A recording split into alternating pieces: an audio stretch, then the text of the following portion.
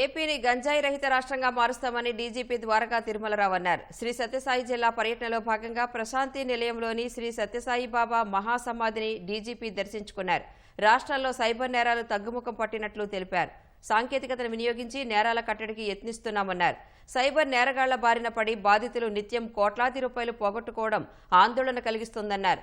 Passport, Aadhaar నంబర్లు వాడుక విషయంలో జాగ్రత్త వహించాలని ప్రజలకు సూచించారు. ఓటీపీ చెప్పమని ఎవరైనా ఫోన్ చేస్తే స్పందించవద్దన్నారు. డ్రంక్ అండ్ డ్రైవ్ విషయంలో కఠిన చర్యలు తీసుకుంటున్నట్లు తెలిపారు.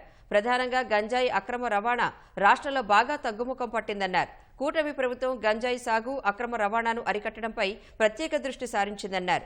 గంజాయి, డ్రగ్స్ కార్యకలాపాల నియంత్రణకు ప్రభుత్వం ప్రత్యేకంగా ఈగల్ సెల్ ఏర్పాటు చేసిందన్నారు. జిల్లా పర్యటనలో భాగంగా ఇవాళ కడప ఆర్టీసీ బస్టాండ్లో నూతనంగా నిర్మిస్తున్న గ్యారేజ్ పనులను ఆర్టీసీ ఎండీ హోదాలో ద్వారకా తిరుమలరావు పరిశీలించనున్నారు. అనంతరం అక్కడి నుంచి నంద్యాల జిల్లాకు వెళ్లనున్నారు.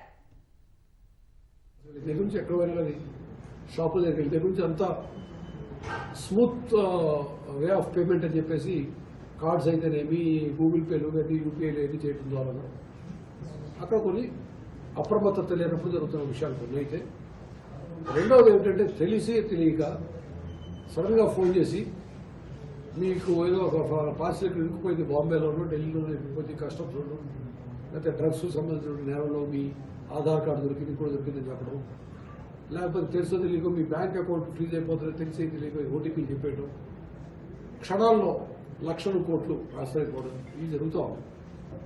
దీని పట్ల మెయిన్ థింగ్ ఏంటంటే మనం చేయగలిగింది అవగాహన చేయటమే. ఈ సైబర్ క్రైమ్ గురించి సమీక్ష జరిగినప్పుడు entire home department, police department పరిధిలో సమీక్ష చేసినప్పుడు సీఎం గారి దృష్టికి తీసుకెళ్ళినప్పుడు ఆయన ప్రతి జిల్లాకి ఒక సైబర్ క్రైమ్ పోలీస్ స్టేషన్ ఇస్తామని చెప్పి చెప్పడం జరిగింది. దానికి సంబంధించిన ప్రతిపాదనలు పంపించాము, గవర్నమెంట్ పరిశీలనలో ఉన్నాయి.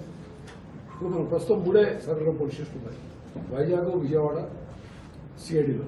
మిగతా 24 జిల్లాలు కూడా అడిగాం. 26 జిల్లాల్లో రెండింటిలో ఉన్నాయి కాబట్టి సిఐడి కాక రెండింటిలో ఉన్నాయి కాబట్టి ప్రతి జిల్లాలో కూడా మనకి త్వరలో సైబర్ క్రైమ్ పోలీస్ స్టేషన్ వచ్చేస్తుంది.